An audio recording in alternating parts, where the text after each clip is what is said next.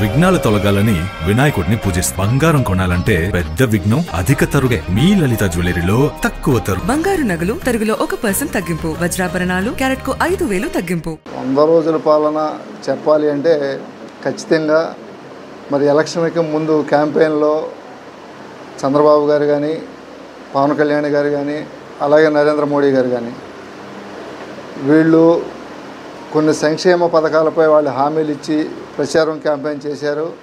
అదేవిధంగా ఇచ్చిన మాట ప్రకారం చంద్రబాబు గారు కానీ, పవన్ కళ్యాణ్ గారు కానీ ఇచ్చిన మాట ప్రకారం ప్రతి ఒక్కటి కూడా మరి ఆయన కుర్చీలో కూర్చున్న మొదటి రోజే మరి మెగా డిఎస్సి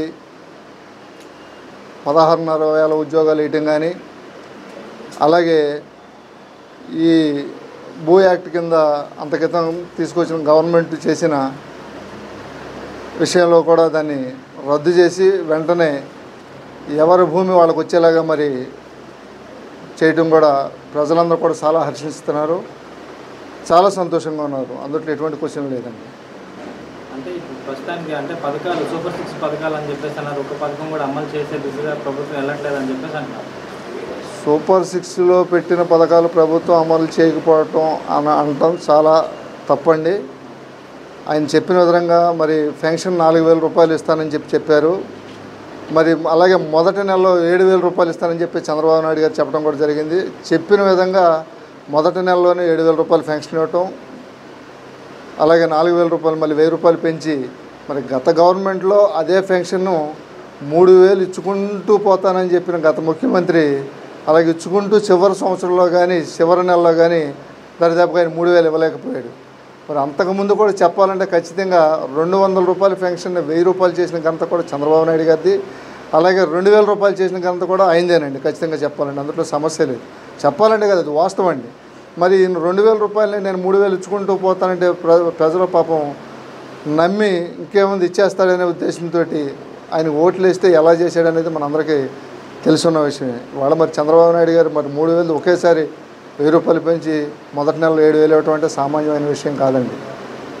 వాళ్ళు అన్నమాట ఖచ్చితంగా అమలు పరుస్తున్న సూపర్ 6లో మరి మెగా డిఎస్సి ఒకటి ఉంది, అలాగే పెన్షన్ ఉంది. ఈ 2 అమలు పరిచయాలు అలాగే భూ యాక్ట్ కింద వచ్చిన అది కూడా యాక్ట్ ఇచ్చేశారు. ఇంకా 3 అమలైనవి, మిగిలిన 3 కూడా త్వరలోనే దీపావళికి అలాగే దీపం పథకం కింద దీపావళికి ఇస్తానంటున్నారు. తప్పనిసరిగా చెప్పిన మాటలో చంద్రబాబు నాయుడు గారు కానీ పవన్ కళ్యాణ్ గారు కానీ ఏ మాట కూడా తూచా తప్పకుండా ఖచ్చితంగా పాటించి. 100 రోజుల్లో అసలు మీకు ఎలా అనిపించింది ఈ ప్రభుత్వ పాలన? మీ ఒపీనియన్ చెప్పండి. నా ఒపీనియన్ చెప్పడమే కాదండి, ఆంధ్ర రాష్ట్రంలో ప్రజల ఒపీనియన్ అంతా ఒకటే, మా ఒపీనియన్ ఒకటే. మరి ఒకసారి మీరు చూసుకోండి, గత గవర్నమెంట్లో తుఫాన్లు వచ్చినప్పుడు ఆ ముఖ్యమంత్రి గారు ఎలా పర్యటించి ఏం చేశారనేది ప్రజలు చూశారు. ఇవాళ విజయవాడ మునిగిపోతే మరి 10 రోజులు రాత్రి అనక పగలనక కూడా బస్సులో కూర్చుని ఎప్పటికప్పుడే జిల్లా ఆఫీసర్లతో మానిటరింగ్ చేసుకుని ఆయన ఫీల్డ్లోకి వెళ్ళి మరి చేయటం అంటే ఒక్కొక్క బజార్కి 2-3 సార్లు తిరిగిన బజార్లు కూడా ఉన్నాయి. ప్రతి మనిషిని కూడా దగ్గరగా చూసి వాళ్ళకున్న కష్టాలేంటి చూసి ఆయన కేవలం 5-6 రోజుల్లో దాన్ని రెక్టిఫై చేయటువంటి మామూలు విషయం కాదు. అలాగే ఒక విజయవాడ ప్రజలు కాదు, ఆ ఒక విధానాన్ని చూసి ఆంధ్ర రాష్ట్రం ప్రజలందరూ కూడా చాలా సంతోషిస్తున్నారండి. అంటే మీకు మంచి ప్రభుత్వం కాదు ముంచే ప్రభుత్వం అని చెప్పేసి కామెంట్స్ వస్తుంది, దాని గురించి మీరేమంటారు? ఏమండి, ముంచే ప్రభుత్వం ఏదో మంచి ప్రభుత్వం ఏదో ప్రజలకు తెలుసు. గత ప్రభుత్వం ఇలాంటి మాటలే చెప్పి ముంచింది గత ప్రభుత్వం. ఈ ప్రభుత్వం మంచి ప్రభుత్వాన్ని నిరూపించింది, చెప్పింది మంచి ప్రభుత్వం అని మరొకసారి నిరూపించింది. ముంచే ప్రభుత్వం తెలుగుదేశం ఎన్డీఏ కూటమి అయితే కాదు. ఖచ్చితంగా అది గత కాలంలో గత పీరియడ్లో చేసిన పార్టీ వాళ్ళు ముంచేవాళ్ళు తప్ప, ఆ పార్టీ ముంచే పార్టీ తప్ప, ఇదేదో మేము పార్టీ మెప్పు కోసం మాట్లాడటం కాదు. ప్రజల విధానం, ప్రజలు మాట్లాడుకునే విధానంతో మేము విని చూసి చెప్తున్నామండి. ఖచ్చితంగా మాది ఈ ఎన్డీఏ గవర్నమెంట్ చాలా బాగా చేస్తుంది, అందుట్లో ఎటువంటి సమస్య లేదండి. ఎన్డీఏ పాలనని ఇవాళ రాష్ట్ర ప్రజలందరూ ఒక పండగ వాతావరణంలో చేసుకుంటున్నారు. అదే రకంగా ఎన్డీఏ కూటమి నాయకులు అలాగే కార్యకర్తలు కూడా ఈ రోజున ప్రతి ఇంటికి వెళ్ళి 100 రోజుల పాలన ఎలా ఉంది, చాలా బేసిక్గా ఇవాళ 100 రోజుల పాలన ఇవ్వడం జరిగింది. మేము మీకు ఇబ్బందులు ఏమన్నా ఉన్నాయా, అని ప్రతి ఇంటికి వెళ్ళే కార్యక్రమం నిన్నే ఎన్డీఏ కూటమి చంద్రబాబు నాయుడు గారు కానీ అలాగే ఉప ముఖ్యమంత్రి గారు అయిన పవన్ కళ్యాణ్ గారు కానీ కార్యక్రమాన్ని ప్రారంభించారు. ఈ కార్యక్రమాన్ని దిగ్విజయంగా నిన్న ఈ కార్యక్రమంలో ప్రజలందరూ పాల్గొన్నారు ఉత్సాహంగా. ఈ రోజున కూడా పాల్గొనడం జరుగుతుంది. ఓకే అన్న, అది మీది మంచి ప్రభుత్వం కాదు ముంచే ప్రభుత్వం అని చెప్పేసి అంబటి గారు అన్నారు. మరి దాన్ని మీరు ఏమంటారు సార్? అది వరకు గవర్నమెంట్ని మనం అందరం చూసాం, ప్రజలందరూ చూశారు. చూడమంటే ఇవాళ వాళ్ళకి ప్రజలు ఆంధ్రప్రదేశ్ రాష్ట్ర ప్రజలు బుద్ధి చెప్పి 11 సీట్లుగా పరిమితం చేశారు. ఇదే అంబటి రాంబాబు గారు ఆయన ఇరిగేషన్ మినిస్టర్గా ఉన్నప్పుడు ఏ కాలువగట్టుకైనా సరే ఏ బ్రిడ్జికైనా సరే వెళ్ళిన దాఖలాలు ఉన్నాయా? ఈరోజు నిమ్మల రామానాయుడు గారు వర్షంలో తడుస్తా ఇవాళ మొన్న జరిగిన బుడమేరు వరద విజయవాడని వరద ముంచెత్తింది. ఆ వరదల్లో బుడమేరు గట్టు మీద ఉండి 3 గనులను దగ్గరుండి స్వయంగా ఆయనే అక్కడ భోజనం కూడా క్యారేజ్ తెప్పించుకుని అక్కడే ఉండి ఆ గనులు పూర్తయ్యే వరకు అక్కడే ఉన్న ఒక మినిస్టర్ని ఇవాళ మనం ఆంధ్ర రాష్ట్రంలో ఎప్పుడు కనివిని చూడలేదు. అలాంటి మినిస్టర్లు పనిచేయించిన ఘనత కూడా నారా చంద్రబాబు నాయుడు గారు అని చెప్తున్నాను. ఇంకోటి ఏంటంటే మరి ఇప్పుడు ప్రస్తుతానికి అమ్మఒడి పథకం ఇవన్నీ పథకాలు ఇవ్వట్లేదని చెప్పేసి అంటే గవర్నమెంట్ అమ్మఒడి పథకం ఈ గవర్నమెంట్ వచ్చి 3 నెలలు అయింది సార్, అంటే 100 డేస్ అయింది. ఈ 100 డేస్లో మనం ఎంత విపత్తును ఎదుర్కొన్నామో మనం చూసాం.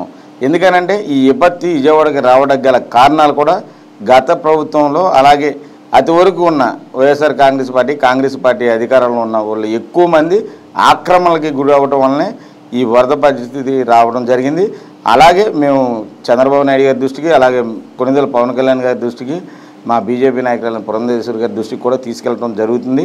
ఎందుకనంటే హైదరాబాద్ తెలంగాణలో హైడ్రా అనేది ఎలా స్థాపించి అక్రమాలని తొలగిస్తున్నారో అలాగే హైడ్రా అనేది మన ఆంధ్రప్రదేశ్లో కూడా స్థాపించి ఆక్రమణలో, ఎందుకనంటే సార్ ఇవాళ మీరు విజయవాడే ఒకటే తెలుస్తుంది మీకు ములిగిందని. ఇవాళ మా దిగువనున్న కొల్లేరు ప్రాంతం చాలా దారుణంగా కొన్ని గ్రామాలు ఈ రోజు వరకు నడక దారి లేక చాలా ఇబ్బంది పడుతున్నారు.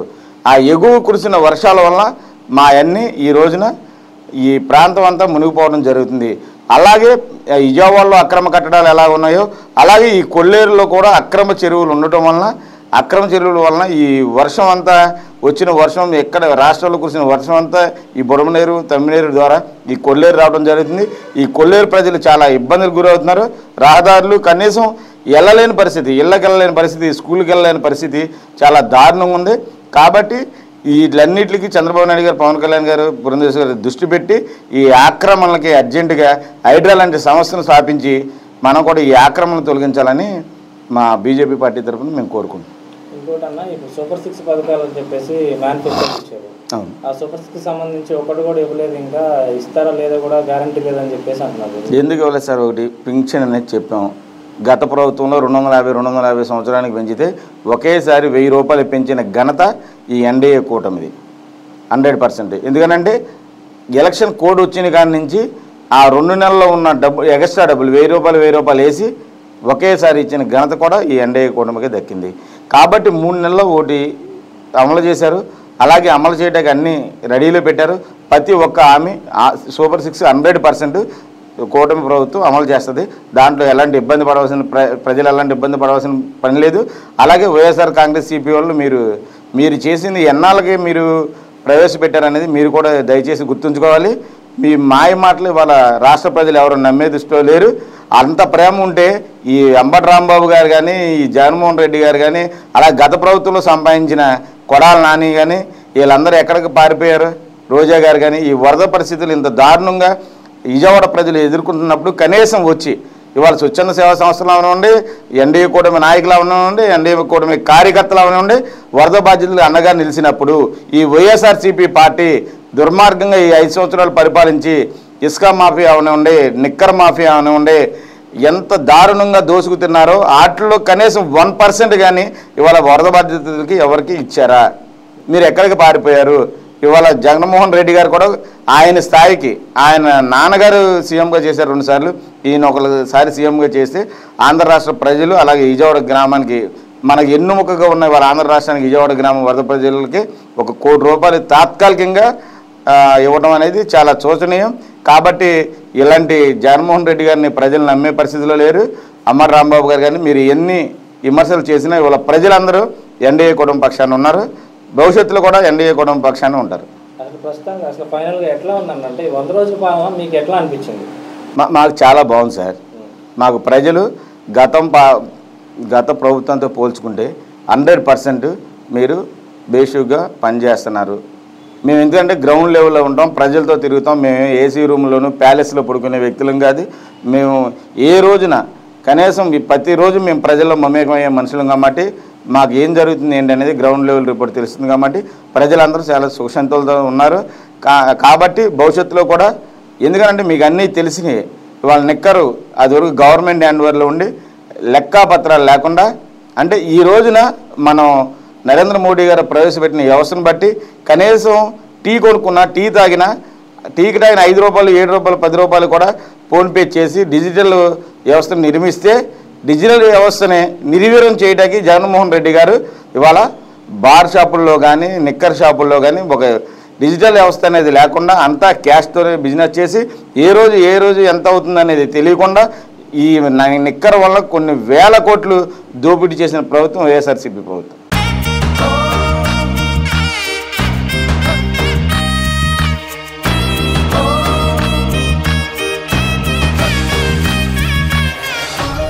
విఘ్నాలు తొలగాలని వినాయకుడిని పూజిస్తాం. బంగారం కొనాలంటే పెద్ద విఘ్నం అధిక తరుగే. మీ లలిత జ్యువెలరీలో అది లేదు. మార్కెట్లోనే తక్కువ తరుగు. వినాయకుడి కటాక్షంతో అందరింట్లో బంగారం, వజ్రం, వెండి నిండాలి. బంగారు నగలు తరుగులో 1% తగ్గింపు. వజ్రాభరణాలు క్యారెట్కు 5,000 తగ్గింపు.